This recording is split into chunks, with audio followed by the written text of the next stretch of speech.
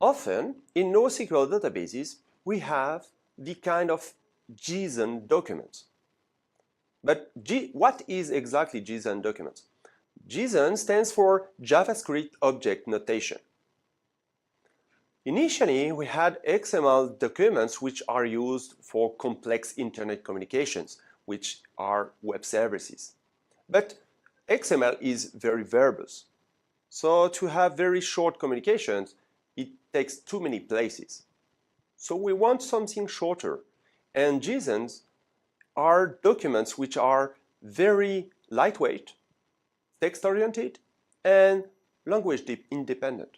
So we have very short information and mostly targeting information which are very relevant in our systems.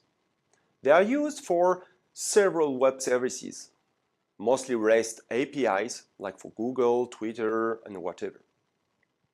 And we want to use this kind of data. They are not made for NoSQL, but NoSQL databases are using JSON documents. Let's have a look what is exactly inside a JSON document. To see how it works, mostly you have key values. So here you have a key, which is last name, and the value is Travers. Every case use quotations inside.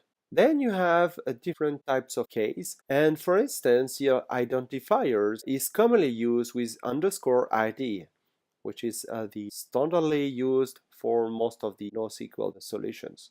When you put this _ID, it overrides the information already stored inside the database. And for instance, here for MongoDB, you have a specific kind of identifier, which is typed object ID. So it's more a BSON document than a JSON document. You can find inside the objects a set of key values, and every key values are separated by commas. The most important thing is to know that every key is unique, so you cannot have two keys with the same name. The data types, you have Scala ones with strings, integer, floats, boolean, null values. This information is standard, and you have quotations for strings only, and other ones is not necessary.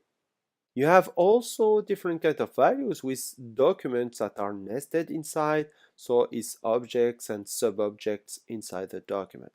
You have also a list. List of values are arrays with the brackets here. You have to know that there are no typings inside, so you can have strings, integer, floats, and whatever may be nested documents inside, so there are no typings. You allow everything.